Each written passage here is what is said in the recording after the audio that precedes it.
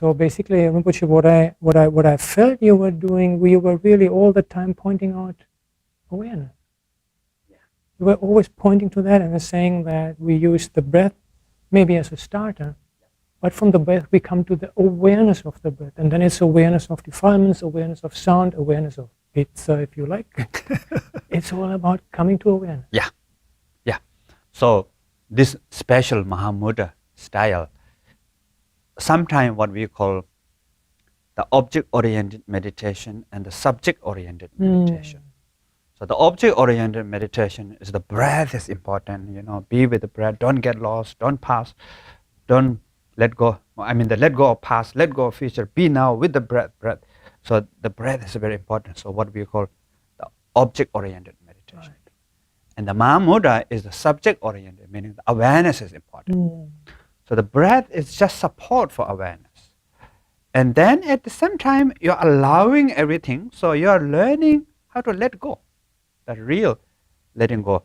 If you're fighting with thought, you cannot really have also samadhi. You cannot really develop strong concentration.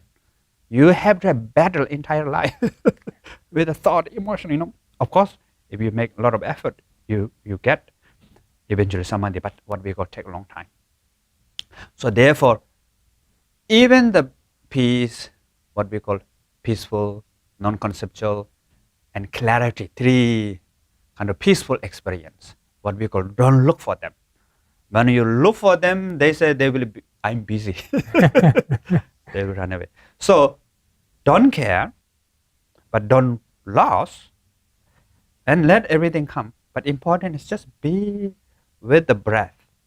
So awareness, be with the awareness through breath. Be with. Then slowly, all phenomena become support for that awareness. And being with the phenomena as it is become wisdom to learn the nature of phenomena. It's like penetrative wisdom, but not thinking, not analyzing too much. Being. Then in the end, look at the awareness itself. So that is what we call the nature of mind teaching. Like that. Yeah, that makes just so much sense to me. And this is really what I'm going to do in the next lecture about being with the nature of the mind, right. Consciousness. And I was just thinking, that's just like a little story for entertainment. This is a long time ago, it was even before I met your father. It's more than 30 years ago, I think. So I had learned mindfulness of breathing as this object kind of practice. Right. And I was very much focusing always. Right. And I found that the more I was meditating, the more often I was getting angry. Right. Because I have an anger type. Oh, right. And I realized that this focus meditation is actually making this tunnel vision worse. Right. This is when I get angry, I have this tunnel vision of this person and Right. And it was precisely after meeting your father and seeing that there's another way of practice, and then finding that also in the sutras, that I come to this different approach towards samadhi. Right. Samadhi is not actually concentration. Yeah. It's collectedness, it's unification, it's a natural resting of the mind, it's a natural capacity of the mind that we can access by letting go. Yeah. And this is, in fact, we have that in the Pali Sutras. It says, Vasagaramanam karitva labati samadhing labati chitta sekagata.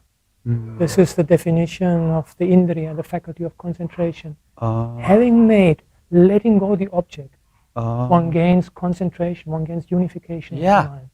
It's by letting go that the mind comes to a natural state of calmness.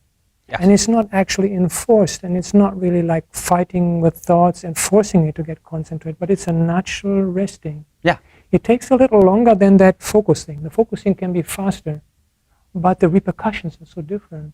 Yeah. Because how we develop samadhi affects our mind. Yeah.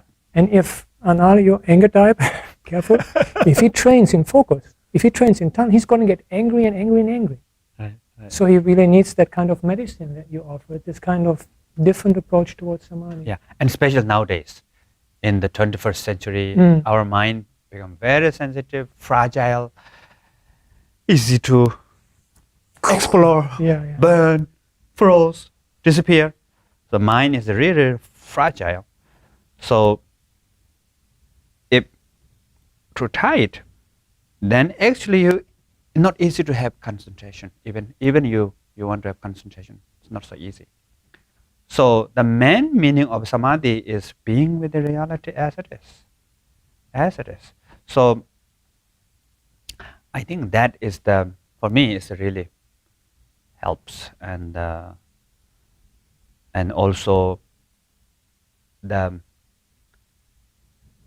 the end, the shamatha and vipassana become union. Yeah.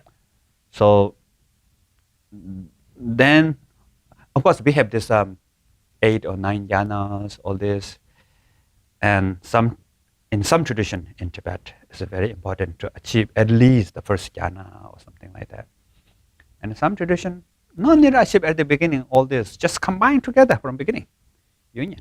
So in the Mahamudra, even in Mahamudra, some more focus on the shamatha first, but for us, combine together with this free and liberal style. Yeah.